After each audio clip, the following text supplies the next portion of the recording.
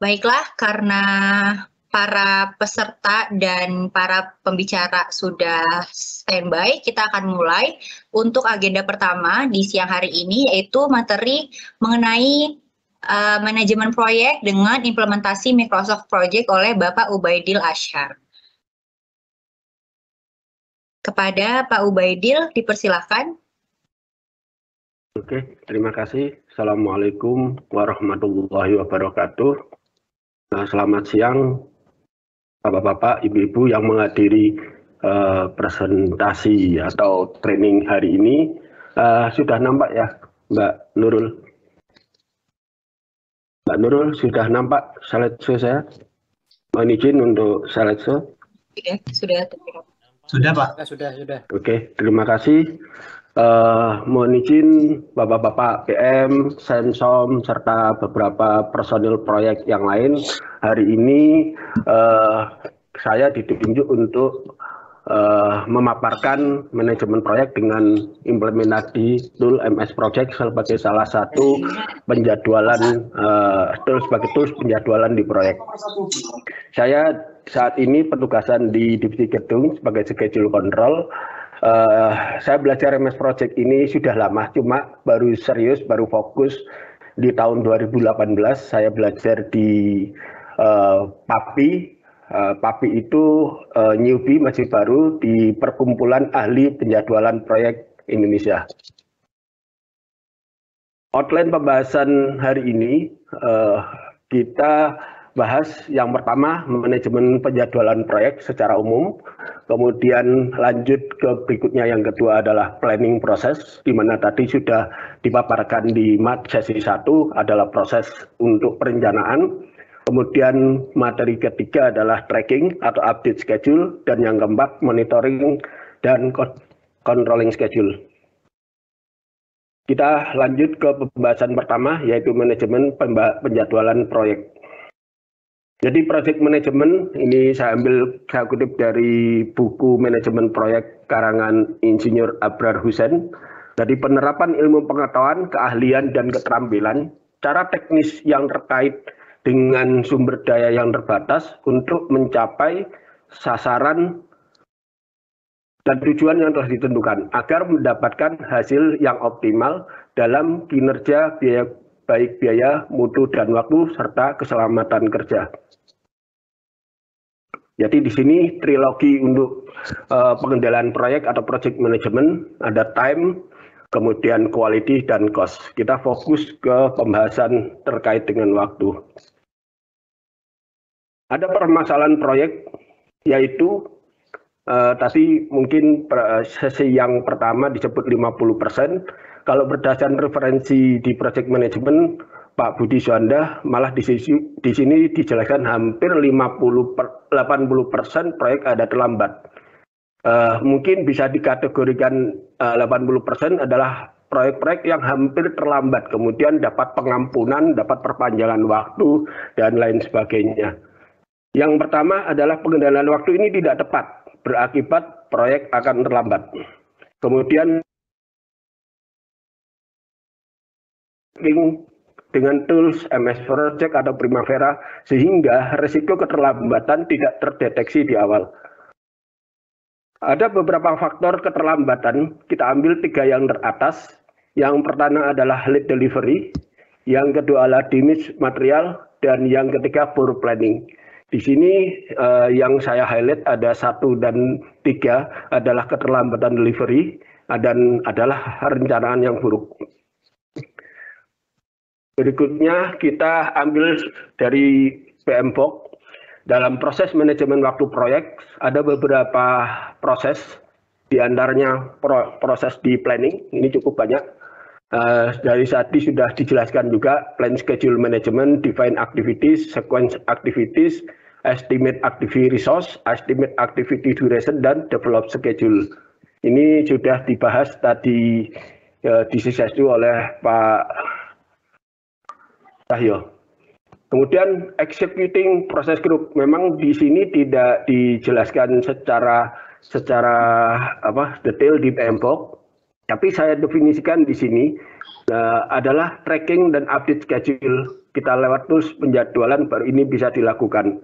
Kemudian ke proses berikutnya adalah fungsi monitor dan controlling, yaitu di sini control schedule. Bagaimanapun schedule itu bukan hanya rencana saja, tetapi harus dilakukan untuk fungsi kontrol dan monitornya. Dari PMBOK kita buat diagram semacam ini adalah project time management. Di sini ada plan schedule management, ada beberapa input, ada 4, tadi sudah dijelaskan, jadi saya percepat. Ada 3 tools dan teknik yang dipakai dari tenaga ahli. Rapat meeting ini sering dilakukan untuk membuat schedule, serta analisa-analisa teknis untuk penjadwalan yang diperlukan. Kemudian output dari sini adalah schedule management plan. Implementasi MS Project saya coba membuat tingkat maturity atau maturity level kematangan implementasi MS Project. Pertama di level 0. Level 0 di atas adalah input, yang di bawah adalah outputnya. Kalau kita melakukan input BBS, kemudian durasi predecessor, kemudian tidak dilakukan apa-apa, tidak di tracking, maka outputnya juga tidak ada, karena hanya sebatas planning saja atau sebatas baseline. Kemudian menginjak ke level 1. Level 1 ini dari 3 item yang di input di dalam tools penjadwalan di MS Project. Di sini mengupdate karena kondisi schedule itu selalu dinamis, ditambahkan tracking di sini, dan ada beberapa output yang bisa kita dapatkan dengan di level 1 ini, yaitu lintasan kritis, finish variance, integrasi dengan BIM, integrasi LPS, dan integrasi juga untuk long lead item atau MSCS. Kemudian di level 2, ini sudah meningkat lagi, kita tambahkan unsur dan tetap di tracking juga. Jadi cost-nya masih berupa RAB.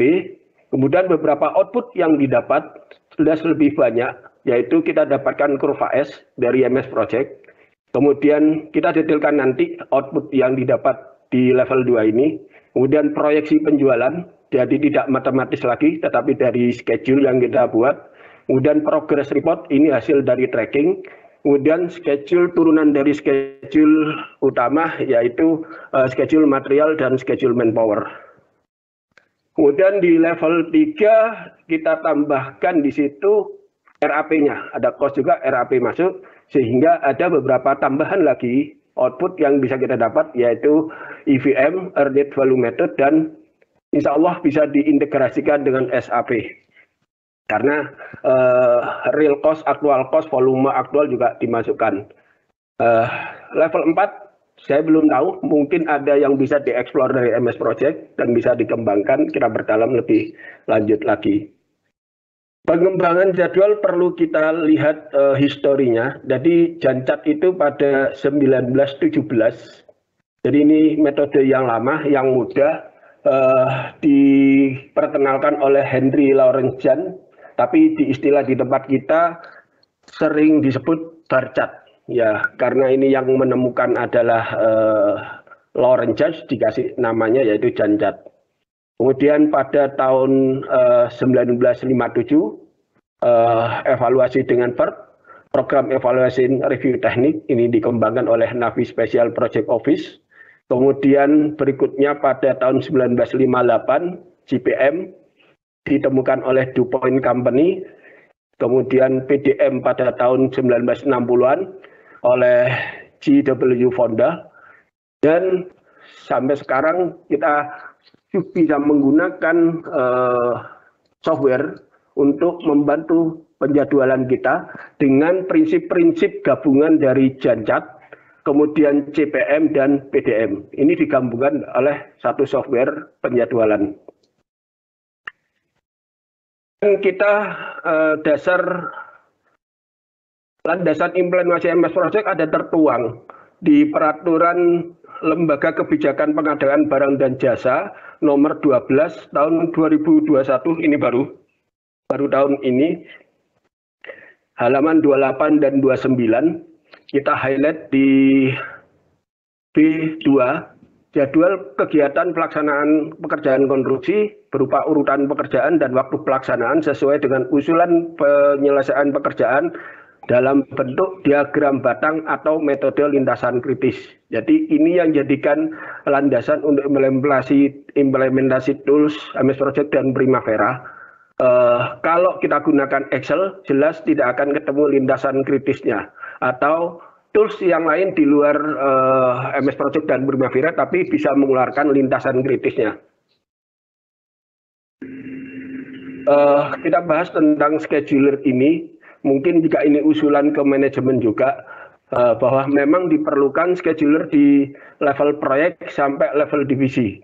Scheduler ini bisa dari staff Medscape mestinya ada scheduler di belakangnya, ya harus menguasai MS Project. Juga demikian bisa dari dasar QS. Kemudian jumlah sesuai kebutuhan minimal 1 orang. Kemudian juga paling tidak diperlukan experience 2-3 proyek. Kalau scheduler diserahkan ke yang masih baru, belum pengalaman, susah untuk cepat untuk memahaminya karena dia belum tahu sequence, belum tahu gambar, dan belum tahu juga bagaimana progressing dilakukan. Kemudian perlu juga keterlibatan aktif manajemen sampai top level manajemen, di mana kita tentukan nanti parameter output apa yang dihasilkan dari MS Project ini. Ya, integrasi dengan BM, output di level 2 atau di level 3 seperti yang saya sebutkan di awal. Kemudian mendukung keterlibatan semua personil, karena schedule ini tidak bisa dibikin sendiri oleh scheduler sendiri, tetapi perlu gabungan dari beberapa tim, baik itu SEM, logistik, SOM, peralatan, dan lain-lain. Kemudian tidak kembali ke Excel lagi. Ini yang kembali ke Excel lagi jika menemukan permasalahan implementasi di MS Project. Kita gali lebih lanjut tingkat level yang akan dikembangkan. Kemudian juga pengelolaan MS Project secara sentralisasi untuk knowledge management dan level kemampuan. Kemudian juga ditingkatkan integrasi workflow MS Project dengan workflow di proyek. Misalnya integrasi dengan BIM, LPS atau PP Planner, MSCS, dan juga perencanaan schedule di teman-teman di proyek sendiri, SOM, SEM, logistik, MEP, dan lain-lain.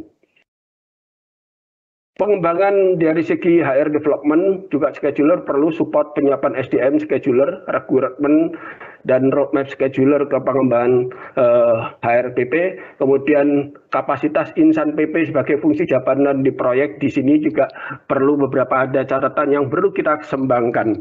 Kemudian pelatihan-pelatihan seperti saat ini juga perlu dikembangkan buat manajemen sendiri di level PM, SEM-SOM, kemudian di level staff, insya Allah minggu depan, dan perlu juga di bidding atau estimating supaya mulai dari proses mendapatkan proyek, proses tender sudah menggunakan MS Project sebagai tools.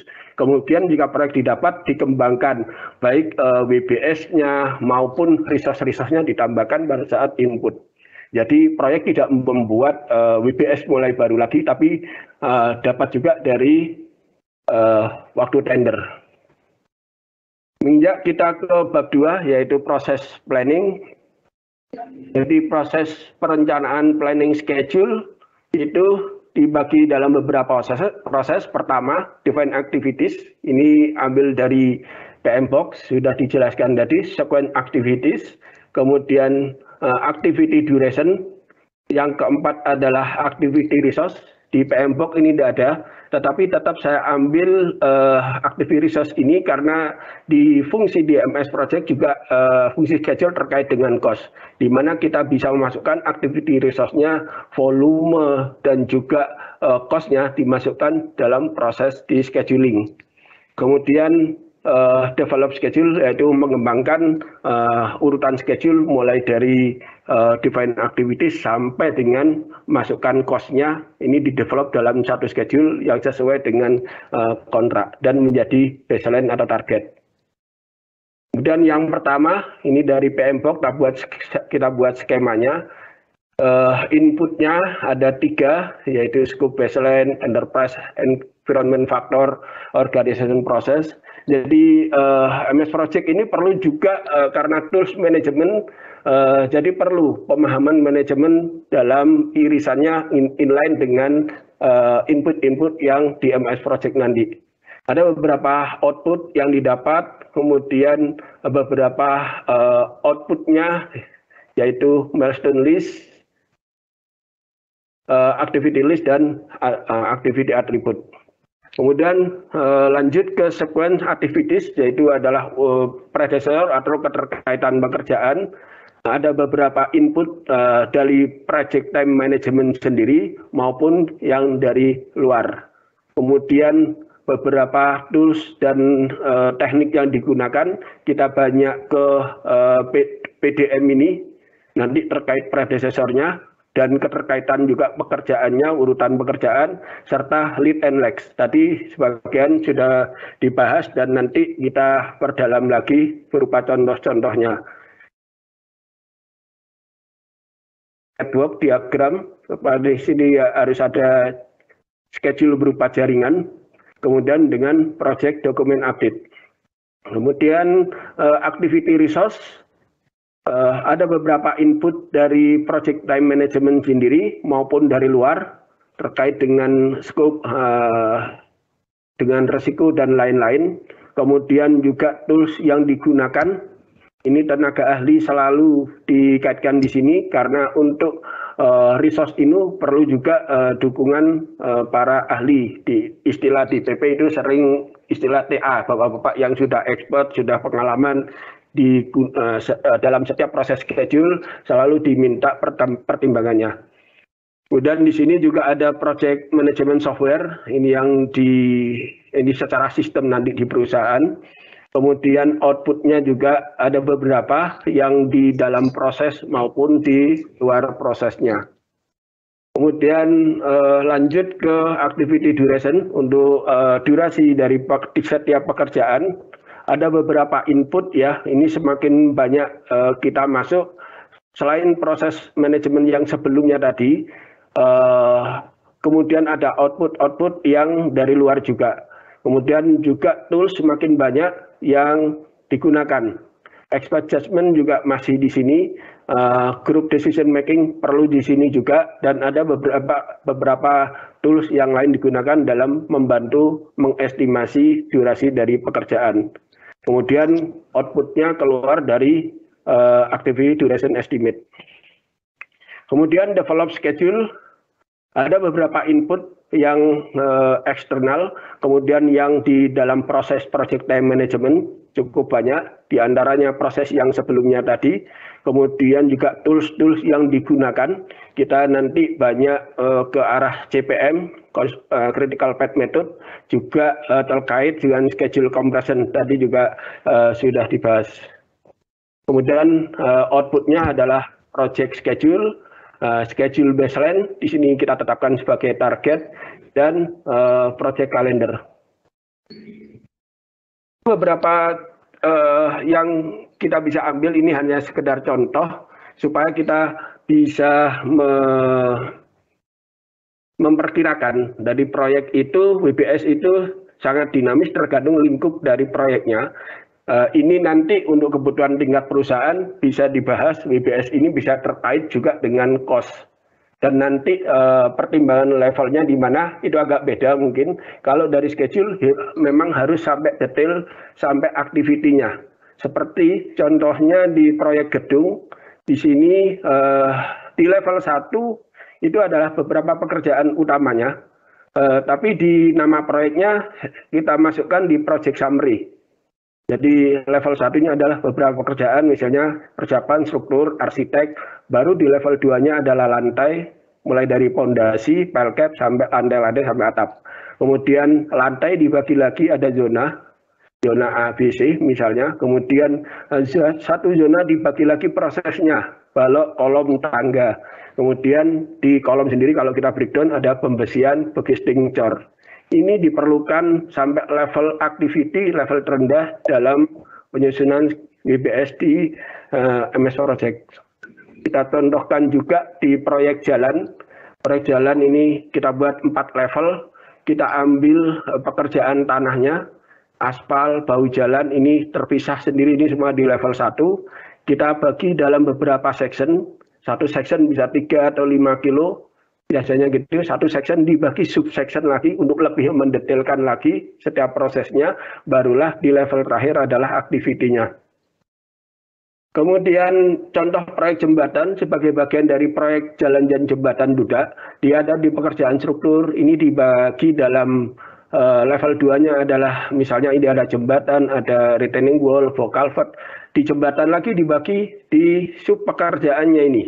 Kemudian dibagi lagi abutment misalnya dari prosesnya, aktivitinya, mulai dari pembesian sampai bongkar bekisting. Kemudian contoh di proyek dermaga, kita ambil kemarin waktu training di proyek infra pada saat tahun 2018 kalau nggak salah, atau 2019. Beberapa contohnya di proyek dermaga ini ada beberapa area tahapan, karena ini serah terimanya juga bertahap, kita taruh di level 1, kemudian barulah di sub pekerjaannya, mulai dari pondasi sampai aksesoris. Kemudian kita ambil capping pin, dibagi lagi jadi segmen-segmen. Setelah segmen lagi ada di level 4, baru prosesnya, sub pekerjaannya. Setelah itu level 5-nya adalah aktivitinya. Ini adalah beberapa contoh.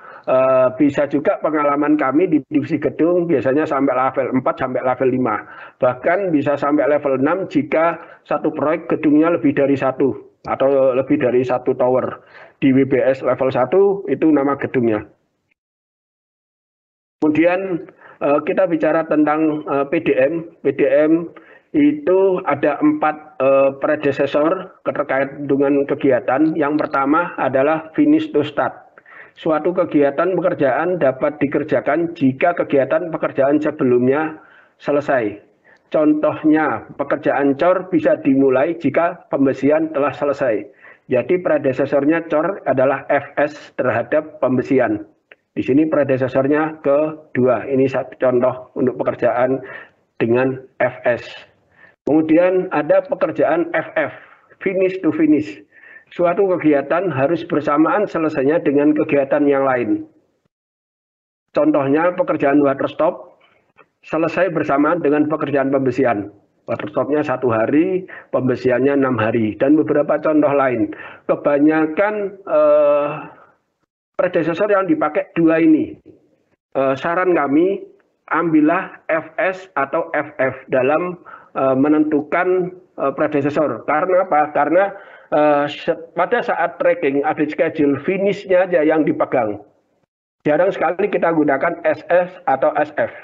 Tapi kita lanjut ke SF juga. SS itu start to start, jadi suatu kegiatan yang dimulai bersamaan kegiatannya dengan pekerjaan lain. Ini banyak di pekerjaan prelim, di mana endingnya tidak saling terkait, tetapi dikaitkan di depannya. Misalnya direksi kit bersamaan dengan pagar sementara. Ini salah satu contoh. Kemudian start to finish. Suatu kegiatan harus selesai sebelum kegiatan pekerjaan lainnya dimulai. Kita contohkan, biasanya fabrikasi rangka atap ini tergantung di mana dia bisa pasang anchor. Jadi dia predecessor fabrikasi itu, maaf ini erection. Erection ini dipasang nanti setelah pasang anchor. Tetapi predecessor pengirimannya bahkan fabrikasinya itu sebelumnya, jadi dipasang SF. SF ini juga pengirimannya itu predecessornya SF dulu pada saat planning. Tetapi pada saat tracking, predecessor ini bisa diubah menjadi FS jika sudah mulai berjalan item atau tas pekerjaannya itu. Pada saat tracking, predecessor harus dirubah sesuai dengan kondisi apa yang di lapangan. Kemudian lead and legs. Jadi ini yang kaitannya tadi dijelaskan juga, saya contohkan. Pekerjaan lantai kerja dimulai 1 hari sebelum pekerjaan pasir selesai. Jadi ini maju 1 hari. Jadi disinilah dia ada lead time-nya. maju, jadi ada overlapping di sini. Sedangkan lag time adalah waktu yang tertunda. Misalnya bongkar begisting karena nunggu umur, dia dari pengecoran dikasih jeda waktu 1 hari. Ini contohnya. Ada yang juga perlu 14 hari. Jadi lag time-nya cukup besar. Lag time-nya tergantung kebutuhan, ada reason-nya, yaitu umur beton. Tetapi banyak yang salah di lapangan pada saat teman-teman bikin predecessor. Ada pernah dibuat FS plus 300 hari, itu ada. Jadi ada beberapa konsultan yang paham tentang schedule, lag time yang terlalu besar nggak boleh, harus dijadikan activity. Misalnya tadi nunggu umur beton 14 hari, itu bisa jadi activity dan itu bisa di tracking. Kemudian penyusunan cost biaya, ini di level 2.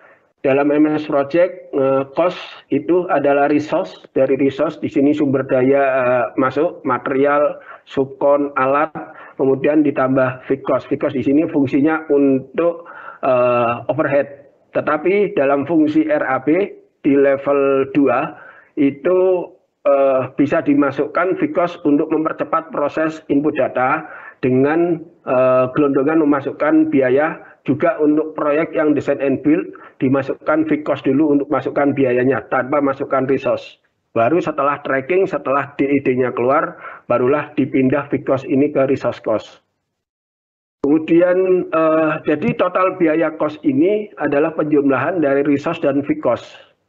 Jadi resource cost ini untuk kebutuhan material, upah, alat, subkon, terutama ini yang untuk RC atau real cost atau RAP, sedangkan untuk level 2 hanya kita masukkan material karena material ini bisa fungsi RAP-nya masuk, sedangkan upah dan yang lainnya itu untuk fungsi RAP.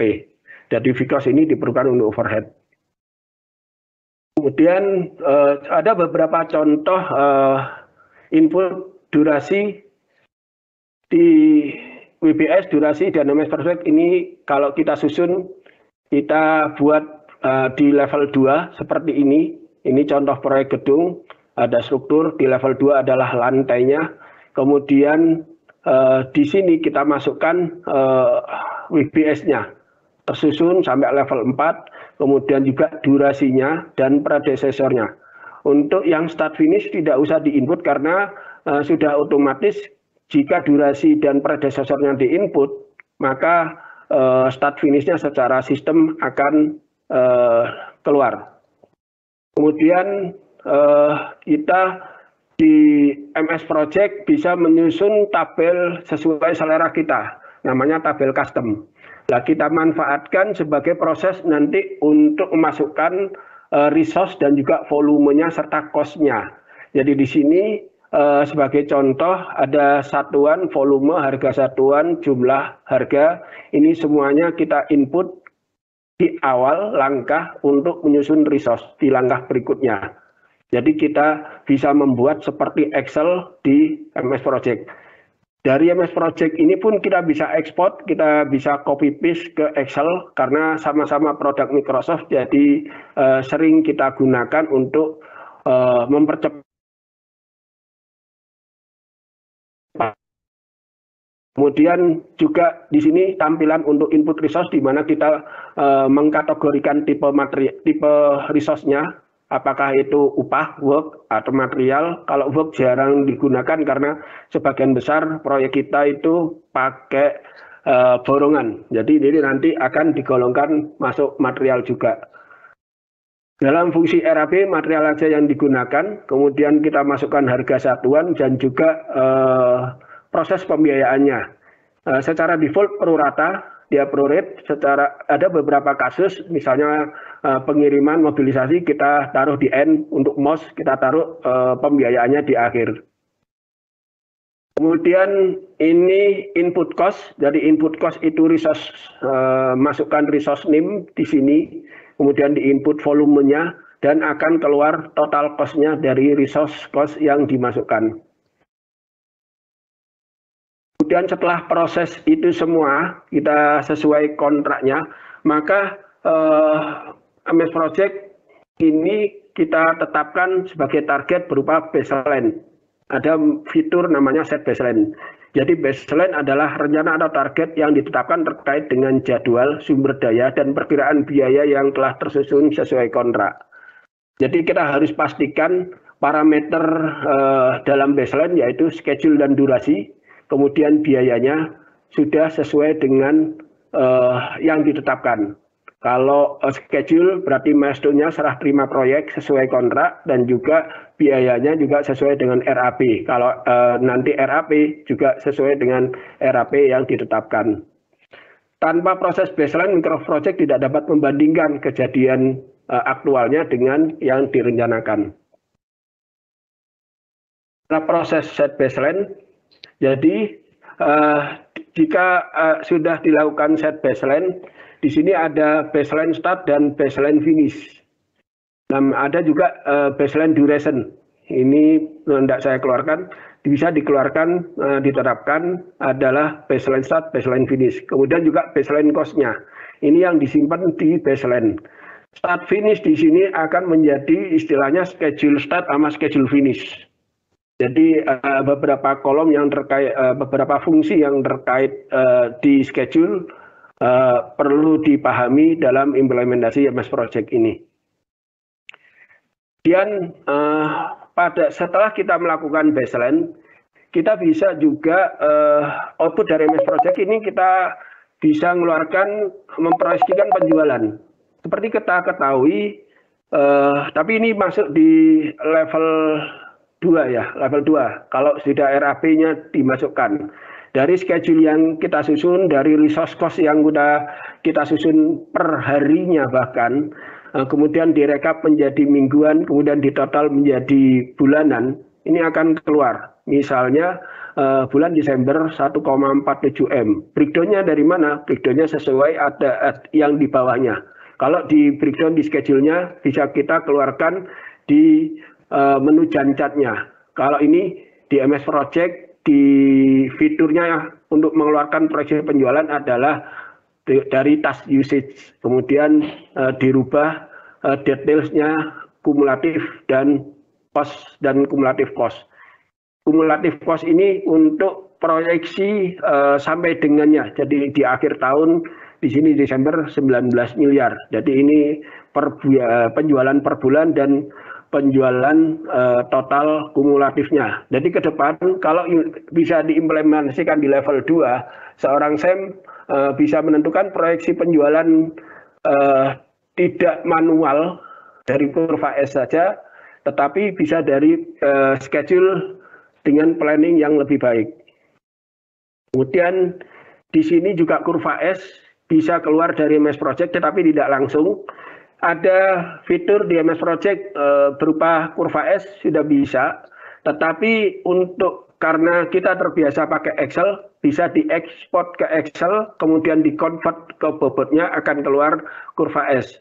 Ini lebih tepat dibuat untuk kurva S ini daripada seorang SEM membuat mereka-reka bobotnya pakai Excel biasa tanpa dasar. Jadi harus ditinggalkan, harus move on, kita bikin kurva S yang baik dan benar dengan MS Project.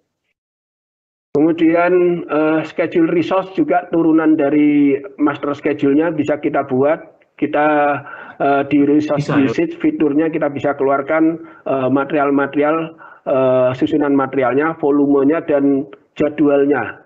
Ini harusnya tinggal diekspor untuk RKP. Jadi teman-teman untuk bikin RKP harus ada dasarnya, yaitu dari MS Project, justru lebih cepat dan lebih tepat juga. Lanjut ke proses kedua setelah planning. Jadi tadi output di MS Project yang didapat pada saat planning, dan pada tracking apa yang kita lakukan. Jadi schedule ini di lapangan adalah sangat dinamis. Tidak semuanya yang ada di planning bisa kita laksanakan. Karena itu schedule tadi perlu diupdate atau di tracking.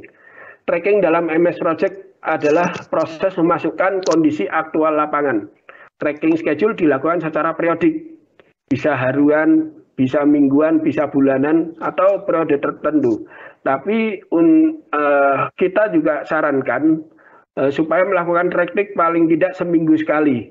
Paling nggak sama dengan laporan progres mingguan. Supaya apa? Supaya kita bisa melakukan update terhadap perubahan yang terjadi di lapangan. Satu hari saja berubah bisa mempengaruhi waktu proyek, apalagi pekerjaan tersebut di lintasan kritis. Jadi kita bisa melakukan itu secara berkala. Ini adalah tracking schedule dengan MS Project. Yang pertama harus ada status date-nya. Status date itu tanggal opnam ibaratnya kalau orang lapangan atau tanggal evaluasi. Jadi schedule ini dievaluasi pada tanggal berapa. Misalnya kita bikin opnam di hari Minggu, maka status date-nya kita isi hari Minggu.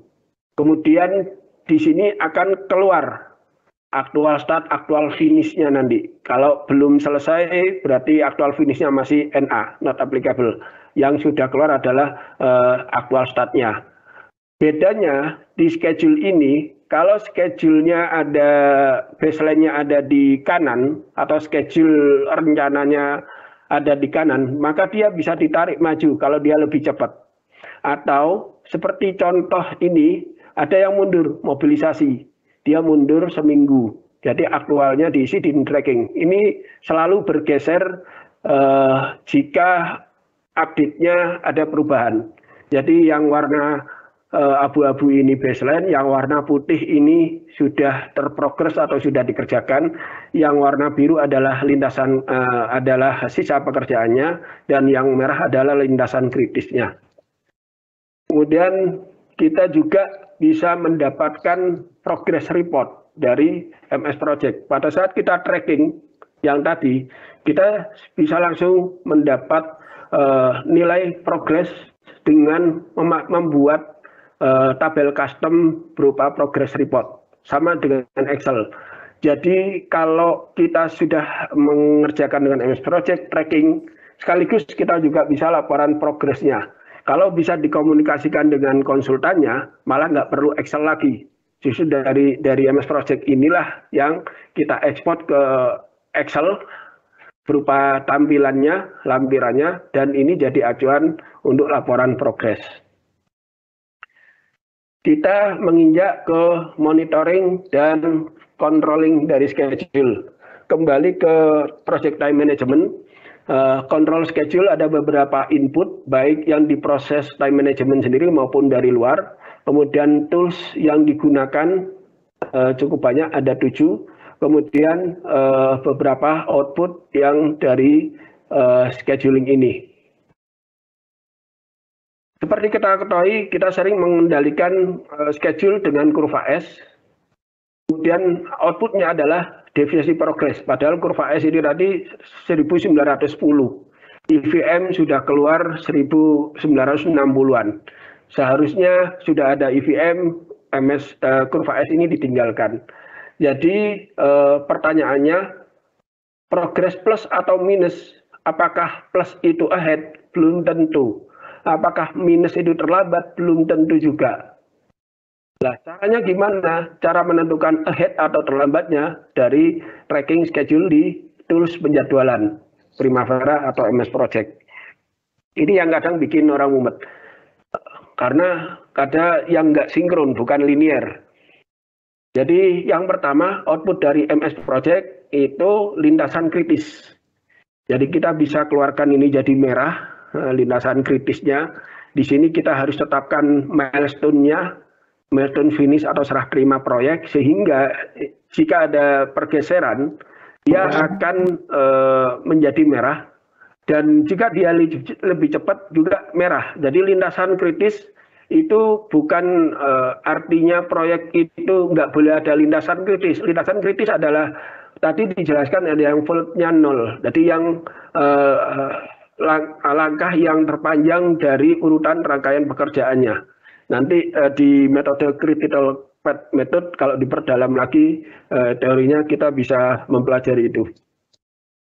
Kemudian juga di sini lebih penting yang tadi dari hasil tracking ketemu finish variannya. finish varian ini 0, berarti proyek on schedule. Kalau hasilnya positif, berarti dia terlambat. Finish variance adalah selisih antara schedule finish dengan baseline finish. Jadi kalau dia lebih cepat malah jadi minus. Itu bedanya. Kemudian dilanjutkan dari output MS Project kita evaluasi SIPEC-nya. Dengan hasil tracking kita evaluasi predecessor dan juga durasinya. Paling tidak 1 bulan ke depan. Gunanya apa? Kadang juga pada waktu planning atau waktu baseline ada salah input. Atau juga ada beberapa yang berdasarkan kondisi lapangan harus diupdate. Urutan pekerjaannya beda. Atau juga kita beberapa bisa masukkan constraint atau activity baru yang diupdate dari kondisi lapangan. Misalnya ada bongkaran bangunan yang dulu tidak ada waktu planning. Atau ada seriah terima lahan bisa dimasukkan sebagai activity yang di tracking dan diupdate yang berpengaruh ke item-item pekerjaan di lapangan. Kemudian di sini kita bisa integrasikan dengan LPS dan PP Planner, kita bisa tambahkan kolom vendor, terus kita keluarkan WBS-nya dan dibuat schedule-nya, dicetak dan ini jadi acuan untuk kolaborasi dengan vendor. Kemudian juga integrasi dengan BIM, terutama BIM 4D, nanti dijelaskan lebih lanjut Pak Arif Rahman. Di sini diperlukan adalah baseline start, baseline finish-nya. Kalau di Navisworks dijahit diterjemahkan dengan baseline start, baseline plan start, plan finish ya, kalau nggak salah itu. Demikian juga untuk aktual start, aktual finish-nya. Ini ada, jadi di situ ada aktual start dan aktual end ya, aktual end kalau di Navisworks. Nanti diperjelas lagi diproses dengan BIM. Di sini ada beberapa testimoni di divisi gedung sudah menerapkan MS Project di proyek warehouse. Ini MS Project jadi dasar klaim perpanjangan waktu dari hasil trackingnya, kemudian masukkan evidence ataupun streamnya dan mendapat perpanjangan waktu dengan menerapkan implementasi MS Project. Di proyek BRI Gatsu yang kebetulan jadi pilot project Lean Construction, di sini sangat mendukung BIM dan Last Planner System. Selain fungsi utamanya yaitu untuk menentukan lintasan kritis dan membuat program-program percepatan. Di proyek yang terbaru adalah stasiun Kulon Progo. Stasiun KAI Kulon Progo ini schedule-nya sampai Desember, tapi harus diselesaikan cepat tanggal 14 Agustus. Dan alhamdulillah dengan monitoring schedule, dengan tracking, dengan MS Project bisa membantu dalam melakukan updating dan membuat keputusan-keputusan terkait dengan schedule. Dan buat teman-teman yang ingin belajar secara detail di terapannya, saya tahun ini bisa membuat buku yaitu Step by Step MS Project for Project Controlling. Jika berminat bisa dipesan ke kami. Tak lupa ada tagline karena scheduling ini termasuk perencanaan yang diambil dari Benjamin Franklin. Jika Anda gagal dalam merencanakan, berarti merencanakan suatu kegagalan. Terima kasih. Demikian pemaparan materi dari kami. Assalamualaikum warahmatullahi wabarakatuh. Waalaikumsalam warahmatullahi wabarakatuh. Terima kasih Pak Ubed atas penjelasannya mengenai Microsoft Project. Banyak sekali ya sebenarnya fungsi atau tools atau yang bisa kita manfaatkan dari satu software Microsoft Project ini ya. Mungkin selama ini walaupun Microsoft Project ini sebenarnya salah satu software yang paling lama digunakan, software schedule yang paling lama digunakan diterapkan di PP, tapi mungkin masih banyak para peserta di sini, teman-teman di proyek yang belum tahu seluruhnya tools-tools yang ada di dalam Microsoft Project ini. Nah, ini ada beberapa pertanyaan Pak dari peserta training, saya bacakan salah satunya.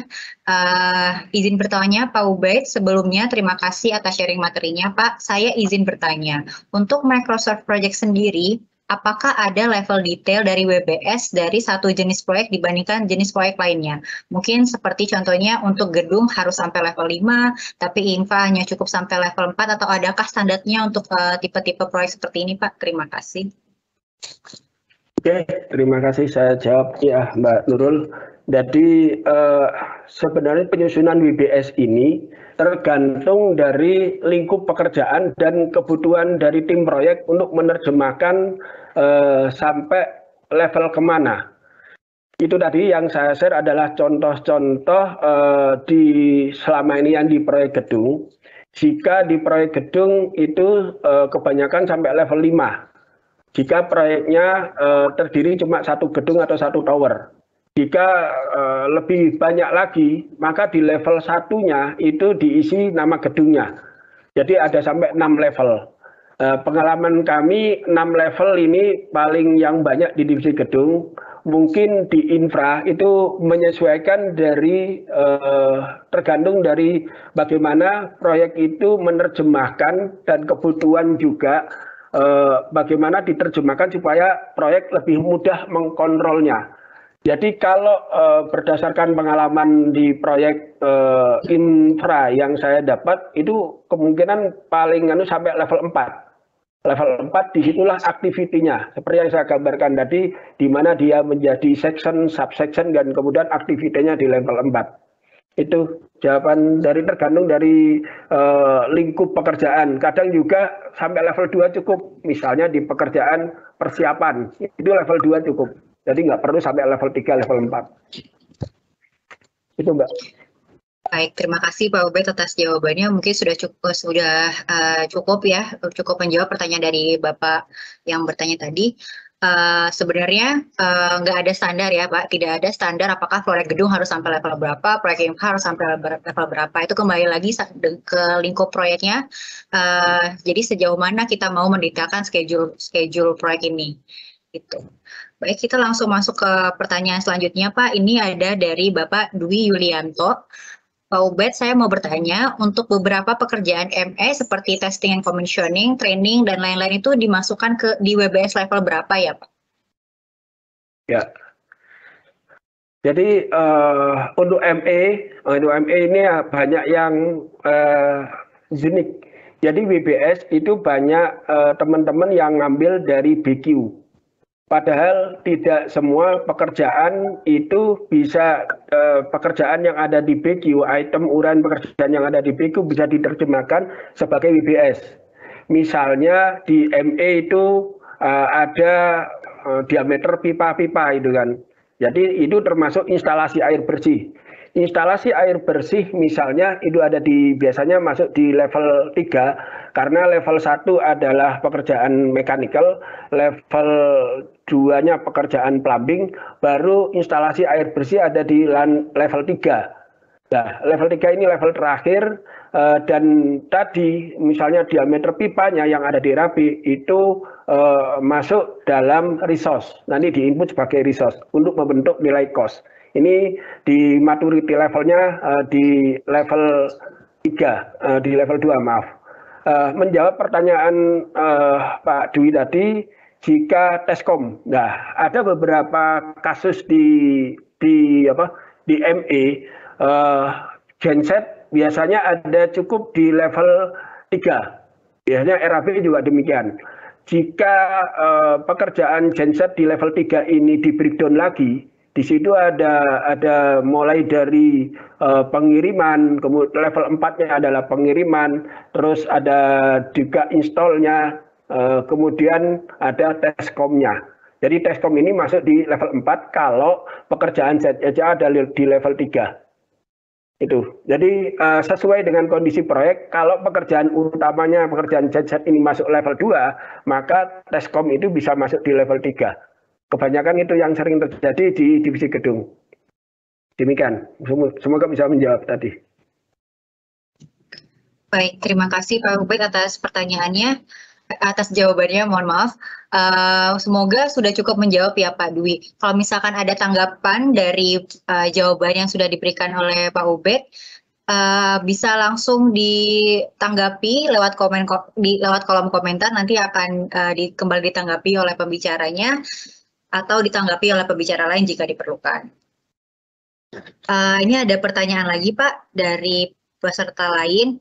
Di tahapan manakah yang lebih berpengaruh apabila terjadi keterlambatan di proyek? Apakah di planning atau monitoring atau controlling? Kesalahan apa yang umumnya terjadi di tahapan tersebut, Pak?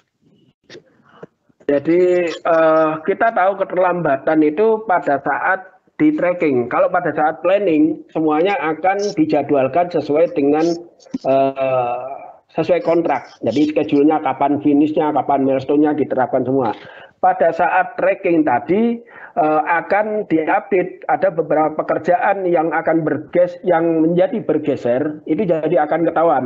Nah, setelah tahu misalnya ada finish varian yang bergeser misalnya seminggu, kita harus melakukan replanning atau rescheduling terhadap schedule sisa pekerjaannya. Dengan cara apa? Metode-metode tadi, dengan fast tracking, tadi overlapping, dengan menambah sumber daya, durasinya dipercepat. Itu adalah satu dari rumus dalam teori manajemen diterapkan di scheduling dengan mempercepat durasi pekerjaan dengan overlapping pekerjaan sehingga lintasan kritisnya dapat terjaga, artinya finish variannya tetap sesuai dengan kontrak atau bahkan bisa dilakukan percepatan. Jadi proyek harusnya tidak bangga kalau proyeknya masih on schedule saja, tetapi kita bisa memajukan proyek amannya misalnya 1 minggu atau 2 minggu lebih bagus. Demikian Mbak, semoga bisa menjawab. Baik Pak, terima kasih atas tanggapannya. Mungkin tadi kembali lagi kepada penanya atau mungkin ada peserta lain yang mau menanggapi jawaban dari atau penjelasan dari Pak Ubed. Nanti bisa tulis saja di kolom komentar, nanti akan saya bacakan juga, saya sampaikan kepada pembicaranya. Ada pertanyaan lagi nih Pak dari Zoom. Proses pengadaan kan juga butuh proses waktu ya Pak. Apakah perlu dimasukkan ke dalam Microsoft Project juga? Ini pertanyaan dari Bapak Galih. Ya, menurut saya sangat perlu supaya apa? Supaya kalau proyek didapat juga nggak nyusun lagi. Terus ada beberapa strategi yang karena proyeknya singkat, otomatis kalau memasukkan item-item segitu banyak kan susah, lebih banyak. Yang pertama strateginya nggak usah masukkan cost-nya. Kalau ingin cost-nya dimasukkan jangan sebagai resource, tapi masukkan sebagai fixed cost. Di situ gelondongan di level 2. Jadi WBS-nya pada saat tender masukkan di level 2, nggak perlu sampai level 4. Jadi cukup level 2, nanti proyek didapat barulah melanjutkan WBS-nya. Demikian juga cost-nya, kalau cost-nya dari fixed cost, kemudian di waktu pelaksanaan itu diterjemahkan dengan pindah fixed cost ke resource cost. Itu strategi di waktu tender sehingga proyek dapat sehingga schedule bisa dikerjakan lebih cepat. Demikian juga karena saya pernah jadi tender juga, saya 6 tahun jadi GSM. Di situ kita perlu jadi turunan schedule yang dari master schedule-nya. Jadi semuanya bisa integrated dari master schedule di MS Project, kemudian dibuat kurva S-nya tadi, keluar dari MS Project bisa, kemudian schedule material, schedule manpower, semuanya bisa keluar dalam waktu singkat. Yang kedua, dengan membuat database. Jadi tim anggaran, tim tender harus membuat database masing-masing tipikal proyek. Misalnya di divisi gedung dia punya WBS dan schedule terutama di predesesornya untuk proyek rumah sakit, untuk proyek apartemen, untuk proyek bandara. Sehingga waktu proyek dapat sekarang tender misalnya proyek rumah sakit, tinggal ngambil database-nya. Ya, ini perlu disiapkan dengan membuat database dan membuat proses secara singkatnya tadi, insya Allah inline dari proses tender sampai dengan proses pelaksanaan nanti. Itu Mbak. Terima kasih Pak Ubed atas jawabannya. Ini mungkin ada satu pertanyaan terakhir ya Pak ya sebelum kita masuk ke materi selanjutnya. Izin bertanya Pak Ubed, kalau proyek diminta bantu penjualan divisi, langkah yang diambil proyek seperti apa Pak? Terima kasih. Ini pertanyaan dari Bapak Nopian Endi. Ya. Silakan Pak Ubed. Oke, kadang-kadang proyek sudah membuat schedule dengan baik, kemudian menerjemahkan menjadi prognosa penjualan, diupdate, ternyata divisi minta lebih. Perlu dibahas dengan tim bareng semua, dari ini akan PM yang mengkondisikan, dibahas program-program percepatan, sehingga target yang divisi itu bisa dimasukkan. Misalnya kita punya target 10M. Tapi kemudian dari divisi menetapkan 15M, buat schedule-nya, yang schedule-nya tadi yang bisa dikonversi ke cost itu 10M, kita ambil sebulan yang depannya lagi, dimampatkan lagi schedule-nya. Dengan metode tadi, ada model crashing dan fast tracking, dimampatkan maksimalnya seberapa.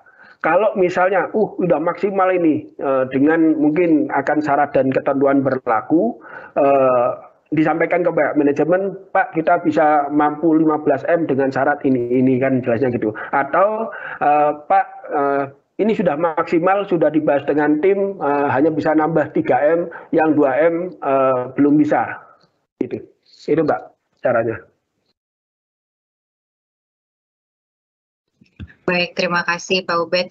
Pak Nopian, kalau misalkan ada tanggapan bisa langsung ditulis di kolom komentar ya Pak Nopian ya.